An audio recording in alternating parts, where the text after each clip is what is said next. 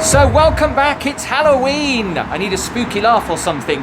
I'm back in Great Yarmouth today because we're going to do a little bit of a haunted ghost walk and show you some great haunted locations around Great Yarmouth. Now obviously I'm not on my own because I don't know too much about history, but there is someone that is going to help me.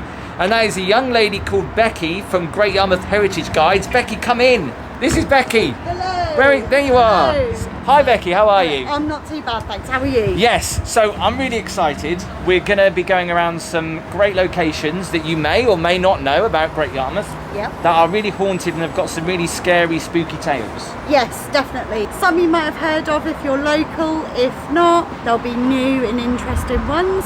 You'll find stories of ghosts, a little bit about murder, a little few tales about body snatching as well. Yes, body snatching. I mean, that was a really scary and big thing in Great Yarmouth, which you told me about. So let's get started. We're going to start at row number 3. Now, Great Yarmouth has got lots of rows. Yes. I have no idea what rows are. So what rows are, they are narrow alleyways that connected the 3 main roads within the town. Right. There was 147 in total. And a lot of them were bombed out during World War II, but a few still survive that have got really interesting tales attached. Okay, and we're going to go to one where there used to be, or used to live, someone who used to snatch bodies. And it quite clearly states, Body Snatchers Row. Yes. Should we have a walk down? Yep. Becci, you go first, I'm scared. So tell us about this interesting row. So if you go back to 1758, you had something introduced by the UK Parliament called the Murder Act, which was where the barber surgeons and the surgeons could actually use bodies for dissection from hanged criminals. Now out of this grew a very lucrative business of body snatching, and Yarmouth was no different. So in 1827, a gentleman called Thomas Vaughan lived in this row. And what he would do is he would watch the churchyard during the day to find out where the burials were. And the churchyard obviously is over there, yes, isn't it? Yep. And he would then go over in the dead of night with his accomplice and a wooden shovel and a lantern, because a wooden shovel wouldn't make any noise. He would then dig up the bodies. He would take them back to his property here in Body Snatch Row, although it wasn't called Body Snatch Row then. He would package them up and he would send them off to London by coach the next morning. They were all packaged up with specific measurements and they were marked glass handle with care. Now, Vaughan was paid approximately 12 guineas per body, which is about £750 today. That's a good price. It's a very good price, so you can understand why it was an absolutely lucrative business. He was paid more for pregnant women, unfortunately, which is quite gruesome, and children were paid for by the foot. Now, he carried on his business here for about 6 months until he was caught one night actually in the process of digging up a body. And the weird thing is, the crime of stealing a corpse wasn't considered a crime because it didn't belong to anyone, if you excuse the pun. Yeah, that's weird saying that, because it doesn't belong to anyone when it's dead. It belongs to you, but then when you die, yeah, very strange. So it was classed as felony. He was found guilty, but because he was working with some of the top barber surgeons, including the local pastor's son, Sir Astley Cooper, who was royal surgeon to the royal family. He actually stayed at the toll house here in Great Yarmouth for approximately 6 months hard labour. The Body Snatch Row is actually 3 rows up and is known as Bolter's Row. Why is that then? Why is this called Body Snatchers Row? There was a slight misunderstanding with one of the history books, we think. So this is... We still call this Body Snatch Row. But he didn't live down here? No, he didn't live down here. He actually lived a little bit further up. So where Bar X is now. Right, let's go and have a quick look at that. So if you want to come and see the actual Body Snatchers Row, don't come to Body Snatchers Row. See, I knew all the rows in Yarmouth. I didn't know there was rows down Northgate Street. Yeah. Point of reference, the King's Arms is there. And obviously the church, the Minster's there. So this is row 3, right, here we go. Row 3, so this is actually where he lived. Yes, so We think that his property might have been where Bar X stands now. And I mean, just look at that photo. I mean, that is pretty amazing how it used to look. Yeah. It looks a lot different. You can kind of see, if you look at this door, so you can kind of see what it would have looked like. It's kind of retained that original sort of I see, with that style. little overhang. Yeah. Yeah. Yeah, because you can see it on there as well. So what he would have done is, he had a very good vantage point because of the churchyard just there. And back in his time, in 1827, there wasn't actually iron gates surrounding the churchyard. And I guess the trees wouldn't have been there either. No, the trees wouldn't have been there either, so it would have been completely open view. So he would have been able to see who was being buried that day. Right. It wasn't until after Vaughan had been caught that the iron gates actually went up all the way around the churchyard to deter any other body snatchers. You also found that Dissenters Graveyard was also built then, which is behind Peacock's and Edinburgh Woolen Mill.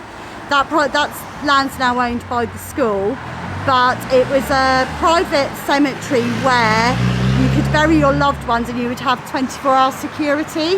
Right. To make sure that their bodies weren't snatched either. 24-hour security for your bodies. That's just weird. So is that why then all churches have spiky railings then? Yes, probably more than likely, because that's where it came from. Yes, we're not unusual in having body snatchers. Like, as I said, it was a very lucrative business because of the advances in medicine. And if it wasn't actually for the body snatching business, we probably wouldn't have our medical advancement now. And now you just have a donor card. Yes, now you just have a donor You don't card. need to body snatch. No. Now, whilst we're on Northgate Street, Becky, we're going to go and check out a very haunted pub, which is no longer a pub. No longer But a pub. what it is flats. And I apologise if you live there, but there is some scary stories to tell.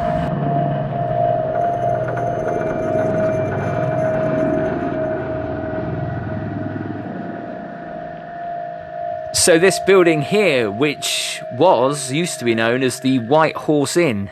Now, I know there is some spooky stories about this particular old pub and some poltergeist activity as well, isn't there? Yes, so in the early 90s and 2000s, there was lots of reports of poltergeist activity.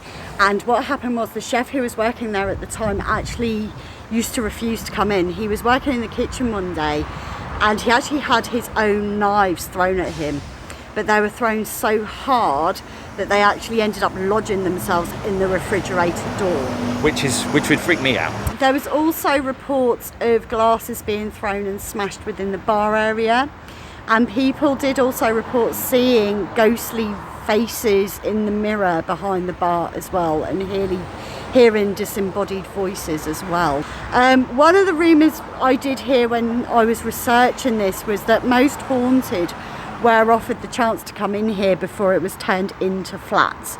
But apparently they were so scared that they refused to actually do it. Now, whether or not that's true, we don't know. But it'd be very interesting if it was. So we must tell everyone as well, you're a paranormal investigator. Yes. So I guess you would love the chance to go in there. Oh yes, definitely. It's up there on my bucket list, definitely. I mean, here's hoping that the kitchens aren't actually there anymore and the chef's knives are gone. Yeah, I think the chance to actually get in there would be interesting.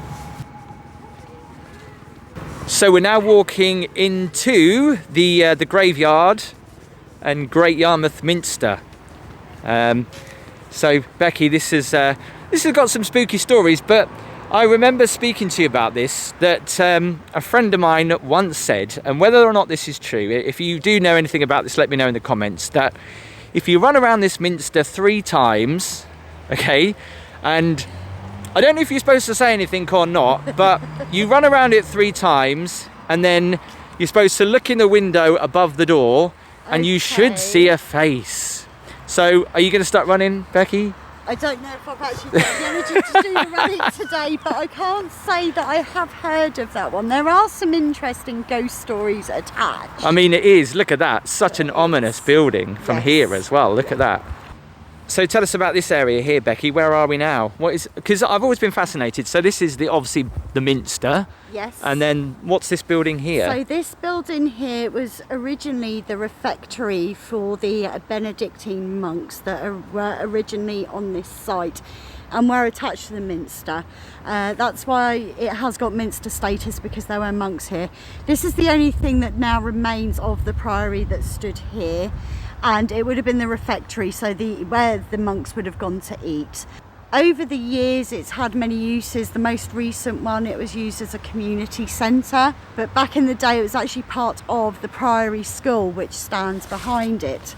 The ghost story attached to this is that there is actually a mad monk who is said to haunt here. And again, there would have been poltergeist activity. He liked to make mischief in the school kitchens. He would also appear in the roof of the priory as a swirling mist.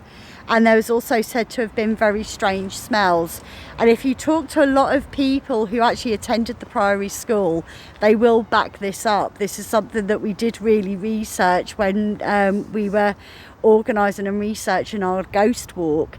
A lot of people did come to us and say, you do realise that the priory's haunted, there's the mad monk and stuff like that. There was also legend that if you did something similar to Bloody Mary, but you said something along the lines of about the monk, in the mirror 3 times the monk was said to have appeared. OMG. I ain't going to be doing that. What, you mean inside? Yes, obviously inside, not outside. I'm not doing that. I mean, I've always found it really spooky, this particular area, with the really old wooden doors and that really 80s or 70s style light.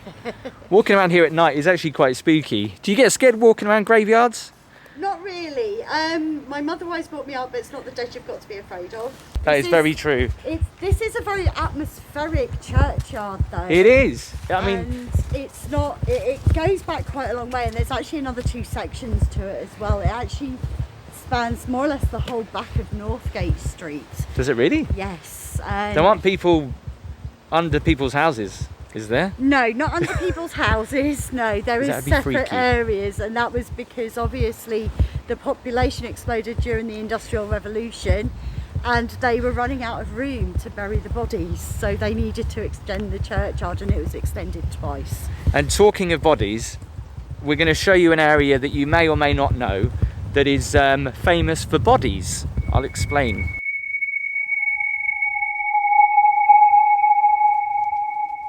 Okay, so we've just walked up to Sainsbury's car park, and this is really spooky because you were telling me this, Becky, that the reason why this is spooky is because you were saying about the Black Plague, the Black Death wiped out almost 70% of Great Yarmouth. Yes, so in 1348, along with the rest of Europe, Yarmouth was unfortunately not immune to it, and the Black Death hit pretty bad here. Now, there was approximately 11,000 people within the population. The medieval town wall was in the midst of being built at that time when the Black Death hit, and it wiped out between 70 and 80% of the town. So you can imagine the type of devastation it would have caused. Now, in order to get rid of the bodies, most of them were burnt. However, the majority were buried, and as the law stood then, anything like that, in order to stop recontamination, it would have been buried outside of the town. Now, where we are now is outside of the town walls, and underneath this very car park there is a plague pit, and they reckon that there is about 7,000 bodies actually buried underneath Sainsbury's car park. Oh my God. I'm never going to look at this car park ever again in the same light. I'm definitely not going to come around here at night either. That's sad as well as really scary. I mean, that's a lot. So this place could never get built on. No, hence the reason why it is actually a car park. But there is stipulation that they can't actually build anything on top of here because it is a plague pit, as far as we know. And there's no sign to say that it is. I guess there wouldn't be really, because it's not something you want to advertise. Well, definitely not. I mean, I don't think the majority of the shoppers on a Saturday who go about their daily business shopping in Sainsbury's actually realise what is underneath here. Yeah, exactly.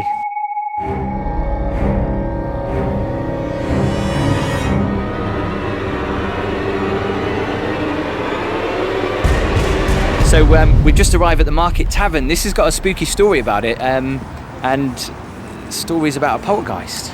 Yes, indeed. Again, when we were doing research for one of our ghost walks, we found out about this pub from a previous tenant. The Market Tavern is actually the oldest tavern in the marketplace, and it is said to be haunted by a ghost called Charlie, who apparently was one of the relatives of one of the previous landlords. Now, what's so distinctive about Charlie is that if you're a female member of staff working here, he likes to come along and pinch your bum. Oh. So he's a very saucy ghost. He's also been known to move pint glasses as well and hide them. I think all the rows look quite spooky, but this one in particular is brilliant. We use this one quite a lot on our walks. So it's Sewell's Road. Yes. And what I love about this is you can actually almost imagine what it was like back in the day down here with people, you know, living their life and having shops down here and stuff like that. And what's amazing is there's still like little shops down here now, and like the pub, which is the Back to Backs pub. Is there any ghost stories about this one, do you know? Yes, so the again, there's said to have been hauntings here. The people more or less turn around and said her father was so scared to actually get up in the night to use the toilet that he would actually pee out of the bedroom window. There's also said that underneath here, because this was originally part of the Angel Hotel, the Angel Inn, which would have gone right the way across the marketplace. So where Poundland is now is part of the Angel Inn. Right. And this building it was part of it. And when convicts were being sent off to either Norwich or London, they were held in the cellar under here. And they say that the rings and that in the walls are still there to this day, where they used to chain the prisoners up before they were shipped off. See, they probably wouldn't allow us to go in. And this is the problem we've had, because I know what you're going to say. Oh, why can't you show us in there? But a lot of these places are obviously privately owned, and they're not going to want people just rummaging around their cellars, which we have tried.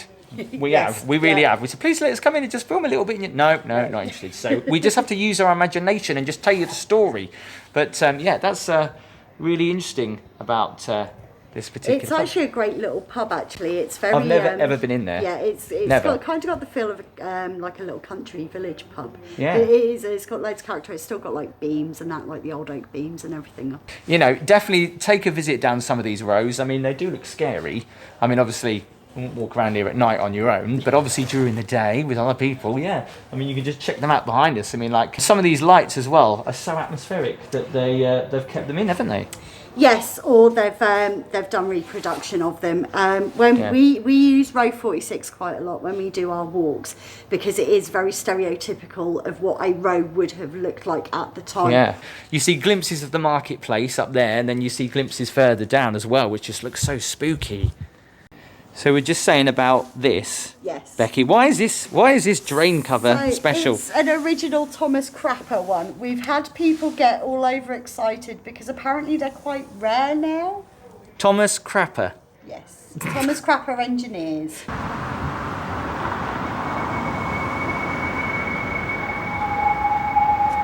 So we have just come to the cloisters, which is literally just behind the town. So the town is just over there. And I featured this as well in my Yarmouth history video. If you didn't see that, just click up there and you can see it. So Becky, you're going to tell us about the spookiness of the cloisters. Apparently there's meant to be a grey lady that haunts here. Now it's a priory, and there would have been about 10 or 15 monks, and they were the social services of their day, so they would have taken care of the sick and the needy. And there was a woman who was nursed back to health here, and the story goes that she actually fell in love with one of the monks. Aww. And she stayed on here to help out. But then the monk that she fell in love with then became sick, so she cared for him, but unfortunately he passed away, and she died not very long after of a broken heart. And it's said that on quiet, calm nights like this, that if you go right up to the gate and you listen, you're meant to hear the rustling of her skirts along the floor. Okay, so I think we should do it. Right, here we go.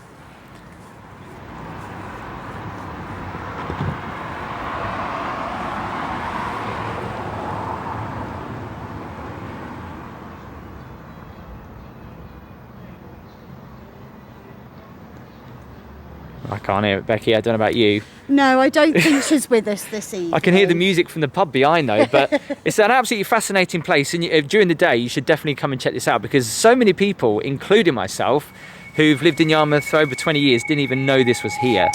So we're at one of Yarmouth's oldest buildings. Actually, it's the oldest civic building in the country, the Toll House, which I know Tim talked about on his Yarmouth history video. This place it's creepy. It was originally used as a merchant's house, but it's also been used over the year as the jail for the town, and where the trials would have taken place. And trials took place and prisoners were still held here right up until the early 1800s. Where I'm stood at the moment, so this bit here, just underneath here, is where the jail cells actually are. And if you do come here on a visit, there is one cell in particular that if you go and sit in, you might get a very peculiar feeling. And when we've spoken to people over the years and people have come and done investigations here of the paranormal kind, people tend to get very, very weepy. They get very upset. They can sit there and shake and just burst out into tears uncontrollably. And this is because it's known as the condemned cell. And this is where the prisoners who were sentenced to death were held until they were taken to White House Farm the night before their execution. And it is really weird that she says that, because I've actually been in there. Here's a photo of what it looks like, and I think it's the end cell near to the wall. Yeah, if you do get a chance to come back here after coronavirus, it is really freaky. It's a very creepy cell. Yeah. I had the privilege of being part of the first ever team allowed in here to actually do a paranormal investigation all the way back in 2008. And I was actually asked to sit in this cell by myself, and I never liked it. Even visiting here as a kid, I was always terrified just of that cell.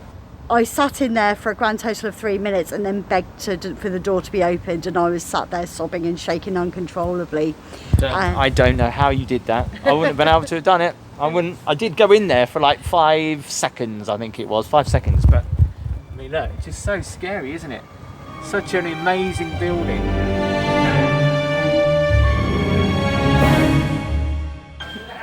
Okay, so we've just come into the Duke's Head, which is supposedly haunted, and Becky can tell us why.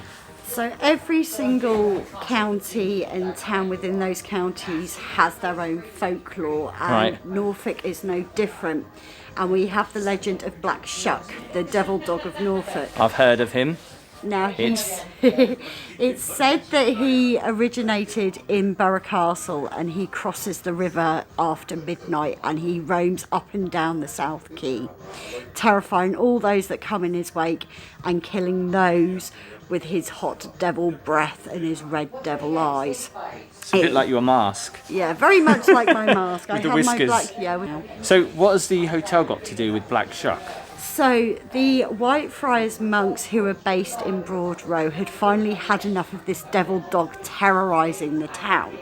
So what they did was they said incantations and prayers and mass, and managed to imprison Shuck supposedly in the cellar here at the Duke's Head, and he's said to be chained up in the cellar for time immemorial, and nobody knows if he's actually still chained up here or not. And this is what is interesting, because I've actually been into the cellar here and I heard some weird noises, but when you're in a cellar and you've got the atmosphere, you're probably going to hear weird noises, but you reckon it was just a river? It is probably just the river. Oh. I mean, my team, we did come in here and investigate last year. Yeah. And we did get some interesting phenomenon. So would you say that the Duke's Head in Yarmouth is haunted? I would say it's haunted, yes. I don't know, I feel, well, apart from that thing over there, I don't feel overly that scared, but if you put me in the cellar alone, I probably would be. Probably. Another sort of story attached here was a seance took place here in the 1970s, again up here in the bar area, but also down in the cellar. Now when they were doing the seance in the bar area, the chandeliers that stood above where they were doing it started to swing out of control, and then when they went down into the cellar, the barrels of beer actually started to move on their own. They started Okay, to that run. would freak me out. That would freak me Yes, out. it terrified them as well. They didn't actually stay that much longer afterwards. Now, unfortunately, you can't go into the cellar. We did actually ask the owner if they'd let us go down the cellar, but health and safety, so we can't go down into the cellar. It's so frustrating because we wanted to take all these places. Obviously, it's not a tourist attraction, okay? You can't ask to go into the cellar here, but you can come in here, and it's quite a nice pub. It's a really, really lovely pub. It's And we full have to say that because they've let us come in. So coming down the seafront, we arrive here at the Royal Hotel, which is, I don't think it's currently open at the moment. Some spooky stuff here, Becky? There's been a few sort of tales over the years that people have had duvets pulled off their beds, they've had doors rattling, and just an uneasy feeling really of staying there. Now, whether or not, we don't know if the ghosts are attached to people who have stayed there before. There was a rumour that Charles Dickens was meant to have haunted there as well, because again, when he was writing David Copperfield, he actually did some of the writing here at this very building, the Royal Hotel. And he did stay here whilst he was researching and doing some of his writing. I never knew that. I mean, like, it's a hotel that's been here for a very long time. It does look quite spooky. And, you know, when you go, if you've ever gone in there, the floorboards creak. You know, it's like one of those hotels where the floorboards creak. So you'd kind of imagine it to be haunted. So walking up to the iconic building that is the Hippodrome Circus. Obviously, this has been here for a long time, isn't it? What spooky stories from this place? So, apparently there is meant to be a gentleman, and a lot of people think it is actually the original person who had this building commissioned, which is George Gilbert. He was a circus performer himself, but decided that he wanted to go into actually putting on his own circus. So he actually had this building It's like the Greatest Showman. Yes, he is. He's the Yarmouth's very own Greatest Showman. It's said that he actually wanders around the gods area of this building during performances. And the gods area is the stuff right at the top, right? Yes, right this at the is top. the one right at the here, and it is said that when there isn't any performances going on and the building's quiet, you can actually hear him walking around and whistling. That is spooky. But there's also rumours as well that Harry Houdini's ghost has also supposedly meant So did Harry Houdini perform here then, or what links has he got? Supposedly he did during his vaudeville days. So before he went on to become the huge escapologist, he actually starred in vaudeville, and he would have performed here. Well, we hope you enjoyed this special ghost walk of Great Yarmouth. I want to say thank you so much to Becky for helping me out do this video. If you want to see more information about Great Yarmouth Heritage Guides, the link is in the description, and you know, you do walks in the summer and walks hopefully next year, next Halloween, you'll do Halloween walks as well. Yes, fingers crossed. Our walks normally run from April till October. We're just in the process now of doing our programme for next year. Hopefully everything will go ahead. But yeah, we would love to have you all join us on our walks. And we do tell a lot more sort of gory stuff. Gory stuff. So if you want to come and see gory Great Yarmouth, make sure you do check out the details below. As always, please make sure you give the video a thumbs up. Comment below if you have had any spooky locations yourself in Great Yarmouth that you want to share. Give the video a thumbs up, and I'll see you next time.